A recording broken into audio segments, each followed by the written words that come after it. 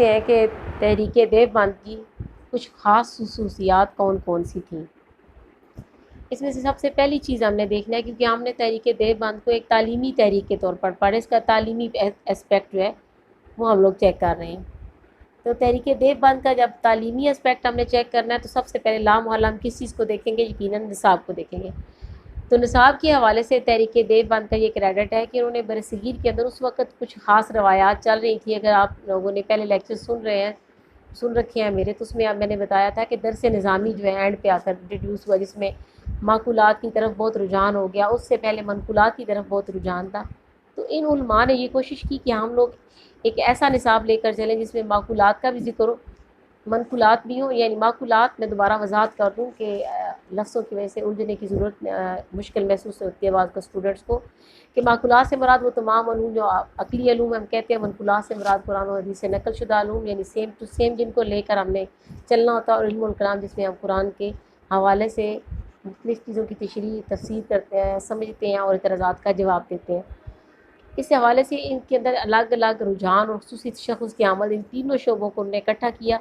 اور ساتھ ساتھ انہوں نے یہ کوشش کی کہ برصغیر کی تمام تعلیمی روایات کو اکٹھا کر کے ہم ایک نصاب بنائیں،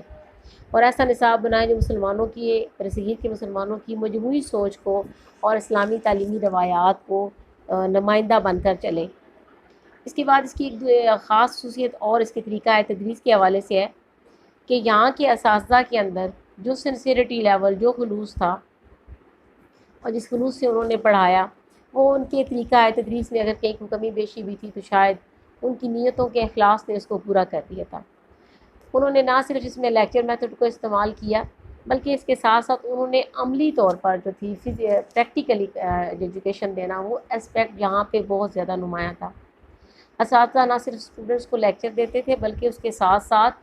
ان کو کام کر کے دکھانا، اس کام کے اندر، اس ایکٹیویٹی کے اندر خود انوالو ہو جانا، یہ چیز وہاں پہ موجود تھی۔ مگر اس کے باوجود جو جدید طریقہ تدریس تھے، وہ ان میں سے کچھ طریقہ تدریس ہم یہاں محسوس کرتے ہیں کہ اس تحریک میں مس تھے، کیونکہ وہ ایک سوچ تھی ان علماء کے اندر کہ اگر ہم ان کو کاپی کریں گے ان طریقہ تدریس کو، تو گویا ہم دوبارہ کہیں انگریزی نظام تعلیم کی طرف ان اسٹوڈنٹس کو بھی نہ لے چلیں۔ اس تحریک کا ایک مالی امور اور فیصلہ سازی کے حوالے سے بڑا امپورٹنٹ پوائنٹ ہے۔ دارالعلوم دیوبند بنیادی طور پر ایک خود مختار ادارے کی حیثیت سے قائم ہوا تھا، اور حکومت کی مالی امداد کو انہوں نے اس لیے ریجیکٹ کر دیا تھا کہ حکومت اس وقت اپنی مالی امداد کو ایک دباؤ کے طور پر استعمال کر رہی تھی۔ جیسے کہ ہم نے گرانٹس ان ایڈ پڑھا، گرانٹس ان ایڈ میں کیا تھا کہ حکومت جو ہے ان اداروں کو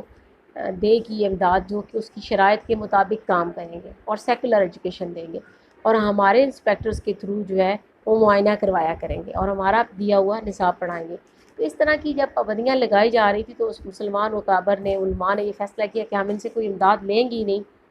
ہم توکل اللہ اور رجوع اللہ، یہ دو الفاظ وہ استعمال کرتے تھے علماء، کہ ہم اس پہ چلیں گے، اور ہم لوگوں نے وقتی حکومت وقت سے مالی امداد لے کر اپنی پالیسیز کو خراب نہیں کرنا۔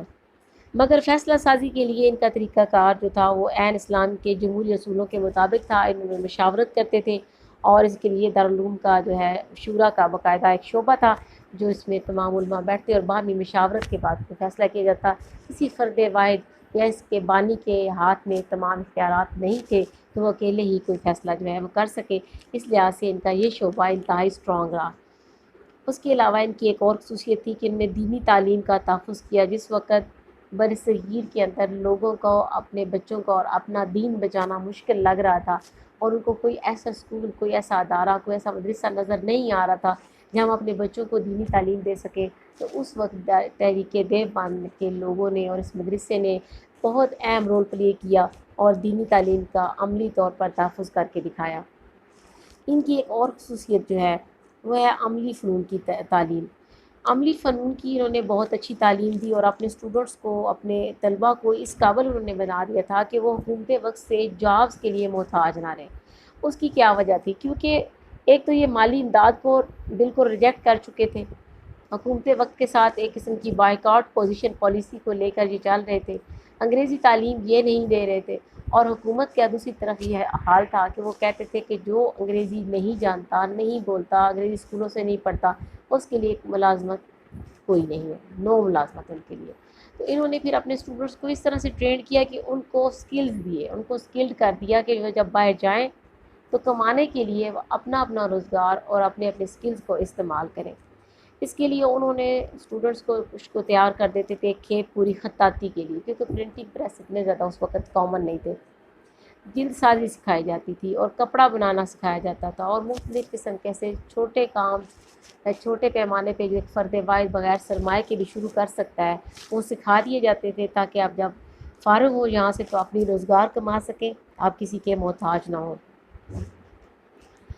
ایک خاص خوبی ان کا خاص کریڈٹ اور مین کریڈٹ ان کا تھا، جس کا ذکر میں نے اس کے پس منظر میں بھی کیا تھا، کہ جس تحریک کے ساتھ ان کی وابستگی تھی شاہ ولی اللہ کی سوچ کے ساتھ، سید احمد شہید کے ساتھ، تو اس کا عکس ان کی تحریک پہ نظر آئے گا، تو وہ عکس تھا ان کا جذبہ حریت۔ یہاں پر جتنے بھی اسٹوڈنٹس تھے ان کا مزاج اس طرح سے ٹرینڈ کر دیا جاتا تھا کہ ان کے اندر جذبہ جہاد ان کے نمایاں رہتا تھا، اور اس جذبے کے ساتھ نہ صرف اکابرین بلکہ یہاں کے تمام طلباء اس جذبے سے سرشار تھے۔ اور بعد میں مختلف ان کے کام اور ان کے کارنامے دیکھے تو پتہ چلتا ہے کہ اس میں تحریک دیوبند نے انہیں اس طرح سے ہی ٹرینڈ کیا تھا۔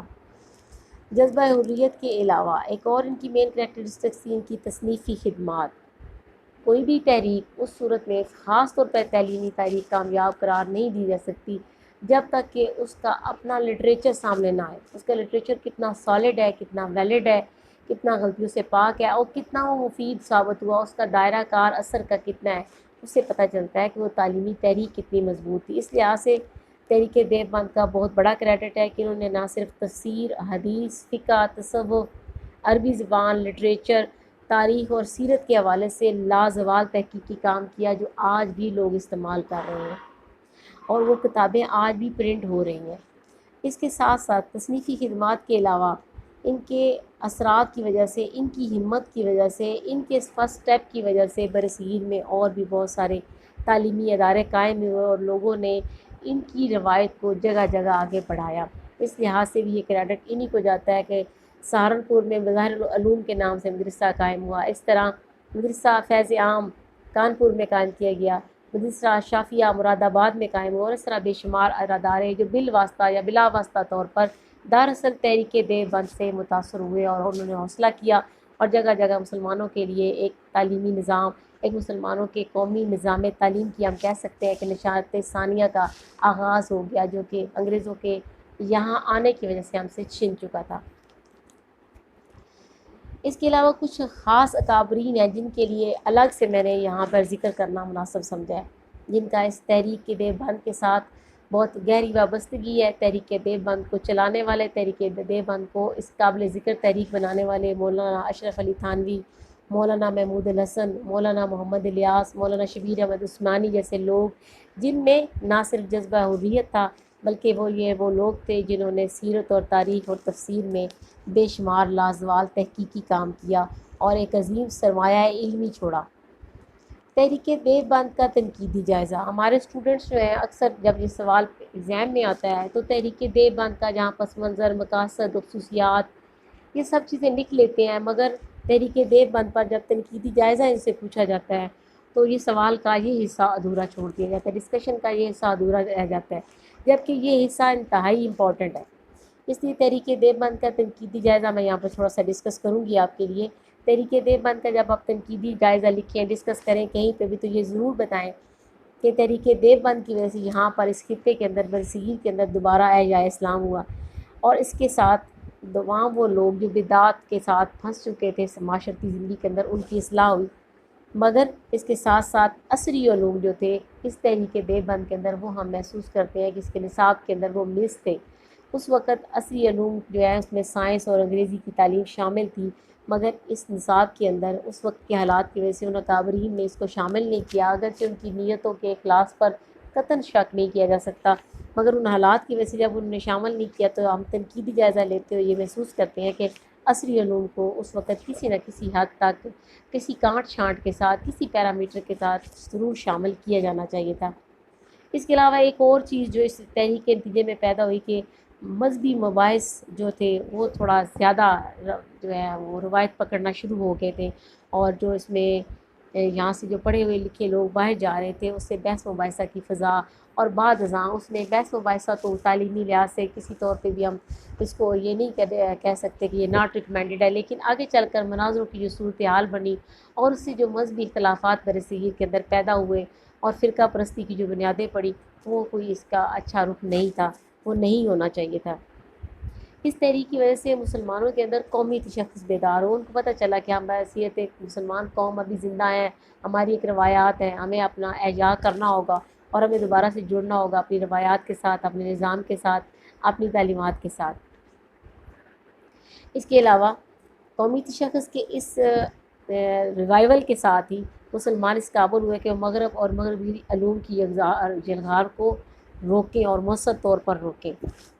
اس کے علاوہ علوم میں ایک تقسیم جو تھی نا، جو کہ ابھی بھی ہمیں چلی آ رہی ہے کہ یہ مدرسے سے پڑھے ہوئے لوگ ہیں اور یہ اسکولوں سے پڑھے ہوئے لوگ ہیں، تو یہ جو تقسیم شروع ہوئی ہے یہ تحریک دیوبند کے ساتھ شروع ہوگی، جب لوگوں نے یہ لوگ فارغ التحصیل ہو کے بیٹھ جاتے ہوئے کہتے ہیں اچھا یہ فلاں مدرسے کے پڑھے ہوئے لوگ ہیں، تو یہ جو علیحدگی ہے مضامین کے درمیان، علوم کے درمیان، اسکولوں کے درمیان ایک دو لائنز میں ڈیوائڈ کر دینا دین کے علوم اور دنیا کے علوم کو، یہ روایت وہاں سے شروع ہوگی، جبکہ اسلام ایسی روایات کا قائل نہیں ہے۔ اسلام ایک ایسا دین ہے جس میں اپنی دنیا کو آپ اللہ اور اس کے رسول صلی اللہ علیہ وسلم کے احکامات کے تحت جب لے آتے ہیں تو وہی آپ کی دنیا ہے اور وہی آپ کا دین بن جاتا ہے۔ تو یہ تھی آپ کی تحریک دیوبند، اور تحریک دیوبند کا کوسچن جو ہے یہ تمام ایگزام جو ایجوکیشن سے ریلیٹڈ ہے، خواہ وہ انٹر کے ہیں، خواہ وہ ہمارے بی اے کے ایگزامز ہیں، اور خواہ وہ ہمارے ٹیچنگ ریلیٹڈ ایگزامز ہیں یا پی پی ایس سی کی ایگزام ہیں، ان تمام کے لیے بہت ضروری ہے اس کو غور سے سنیں اور اس کے اندر جو مختلف علماء کے نام اور رائٹرز کے نام اور ڈیٹس اور کانسیپٹس ہیں ان کو اچھی طرح سے سمجھیں، اور یہ ایک لانگ کوسچن کے طور پر بھی بہت امپورٹنٹ ہے، اور اس کے علاوہ دیگر ایگزامز میں ایم سی کیوز کے لیے بہت امپورٹنٹ ہے۔ امید ہے کہ آج کا لیکچر آپ کو سمجھ آ گیا ہوگا۔ اگر آپ کو ہماری آڈیو لیکچرز اچھے لگ رہے ہیں تو آپ سے ریکویسٹ ہے کہ آپ اس چینل کو سبسکرائب کریں اور اس ویڈیو کو لائک کریں اور کمنٹ سیکشن میں جا کر بے شک اوپن ہارٹیڈلی کمنٹ کیا کریں۔ Okay, thank you very much, اللہ حافظ۔